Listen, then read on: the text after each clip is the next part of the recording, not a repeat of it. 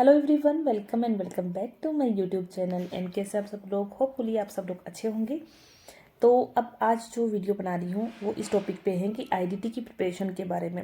तो स्पेशली एक मेरे सब्सक्राइबर है, ज़्यादा सब्सक्राइबर तो मेरे है नहीं, बट उन्होंने बोला कि आईडीटी के लिए मैं उनको ऑनेस्ट बेस्ट एडवाइस दूँ कि कैसे आईडीटी में मार्क्स जो है वो इंक्रीज़ किया जा सके।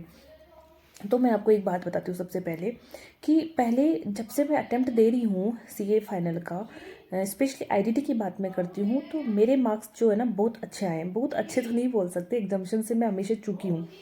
बोले तो मेरे 57, 58, इवन 59 एक अटेम्प्ट में मेरे मार्क्स आए थे, बट एग्जामिशन नहीं आई। मेरी किस्मत पता नहीं कहाँ पे कमी रख रही है, मुझे नहीं पता चलता है।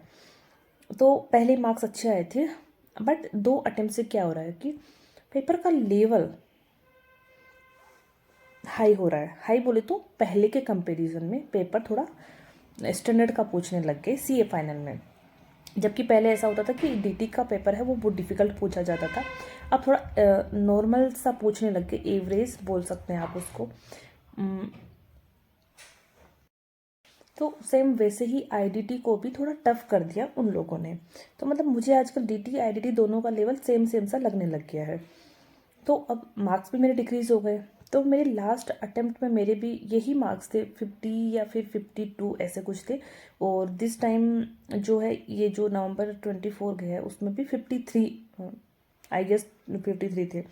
तो यही मार्क्स रह रहे। और तो मतलब आप ये देख लो कि मेरे 5 to 6 मार्क्स जो डिक्रीज़ हो रहे हैं। तो मैंने रियलाइज़ किया कि ये इसलिए हुए क्योंकि पेपर का लेवल वैसा हो गया, उस वजह से। मतलब ये मेरी तैयारी तो अच्छी है, आप ये समझ सकते हो। अच्छी बोले तो अपने एवरेज स्टूडेंट के लिए ये मार्क्स आना मतलब अच्छी तैयारी अपन मान सकते हैं। काफ़ी बच्चे अब की बार आईडीटी की वजह से भी रहे हैं, पता आपको। तो मैंने एक चीज़ रियलाइज़ की कि मुझे देखो, मैं पहली बात तो आरटीआई से कॉपी तो मंगवाने वाली हूँ, तब मैं एक अलग से वीडियो बना दूंगी आप लोगों के लिए।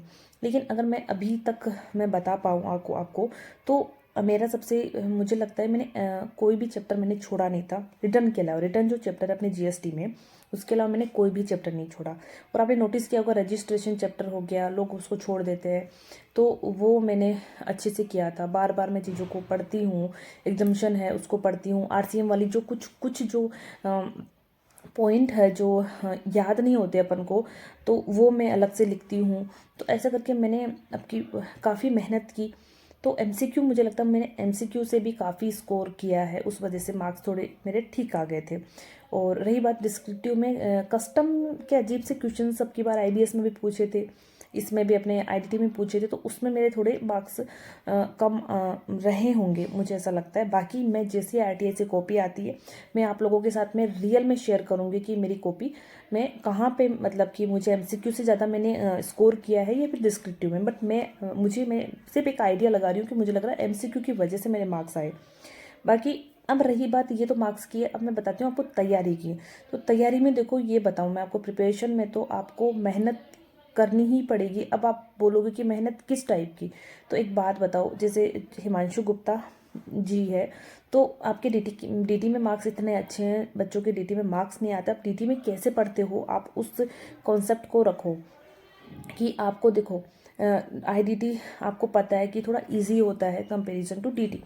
तो अगर आप डीटी में स्कोर कर पा रहे हो तो आईडीटी में भी आप डेफिनेटली कर पाओगे।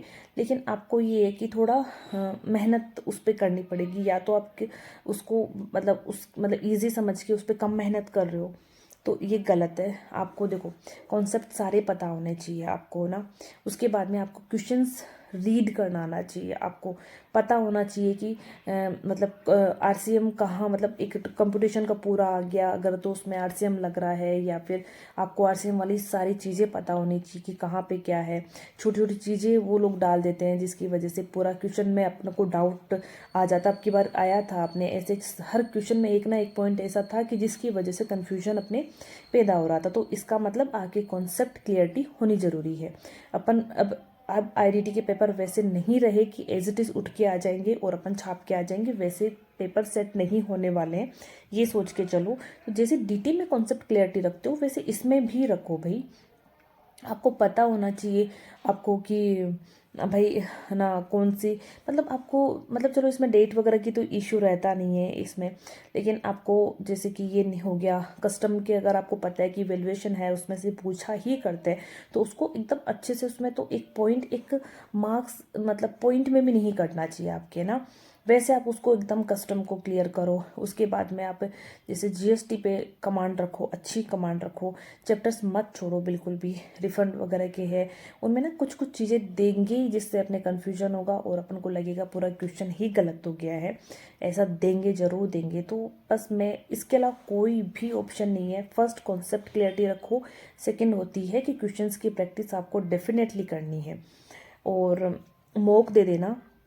हिमांशु गुप्ता जी मॉक जरूर दे देना, ये सोच के चलो कि आपके मार्च में एग्ज़ाम है, आपकी प्रिपरेशन है, तो आप फुल टाइम अगर पढ़ रहे हैं तो प्लीज़ आप मॉक ज़रूर देना। और मॉक तो वैसे भी सबको ही देना है, मैं भी दूंगी।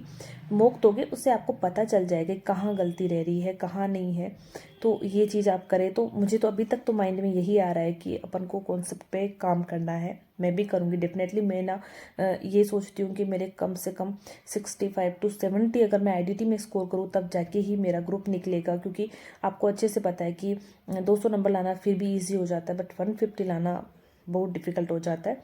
तो मैं भी सोच रही हूँ कि आईडीटी में मुझे मार्क्स ज़्यादा लेने हैं आईसीआई से, तो मैं भी कुछ करने का सोच रही हूँ कि अलग से मैं क्या करूँ।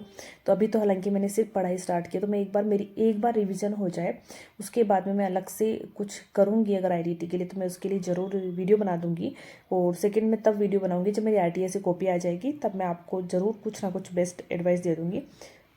मतलब अभी के लिए आप ये ध्यान रखो कि अभी के लिए तो ये है फ़िलहाल कि आईडीटी को इजी समझने की गलती ना करें। बस आईडीटी को आप डीटी जैसे रखें कि यार वो भी डिफ़िकल्ट है, उसमें भी कॉन्सेप्ट पे ही काम करना है। और ये मत सोचना कि कभी भी क्वेश्चंस है एज इट इज़ आ गया तो अच्छी बात है, करने हैं सारे क्वेश्चंस की हमें प्रैक्टिस करनी है, बट ये सोचें कि क्वेश्चन से डिफरेंट पूछा जाएगा जिस पे काम आएंगे अपनी कॉन्सेप्ट, अपना माइंड क्लियर होगा, कॉन्सेप्ट अगर अपन को समझ में आए हुए रहेंगे, क्वेश्चंस पे अप्लाई करना आना चाहिए अपन को, तभी जाके अपन आईडीटी में मार्क्स स्कोर कर पाएंगे, एमसीक्यू में तो स्पेशली। तो इतना ही वीडियो मैं बनाऊंगी, अभी यहीं पे मैं स्टॉप करती हूँ क्योंकि मुझे तो लगा कि यही चीज़ सही है। बाकी जैसे जैसे मुझे चीज़ें याद आएगी ना, मैं छोटी छोटी वीडियो है वो मैं अपलोड कर दूँगी। मैं उम्मीद करती हूँ आपके लिए ये काम आए थोड़ी सी चीज़ें, और ध्यान रखिए अपना। बाय।